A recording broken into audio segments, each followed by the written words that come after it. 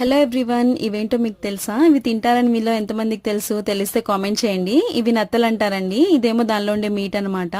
ఇవి నత్త ముక్కలు అంటారు. చాలా ఇయర్స్ తర్వాత తెలిసిన వాళ్ళు ఇచ్చారు. ఇవి వరి పొలాల్లో నాట్లు వేసే టైంలో ఎక్కువగా దొరుకుతుంటాయి.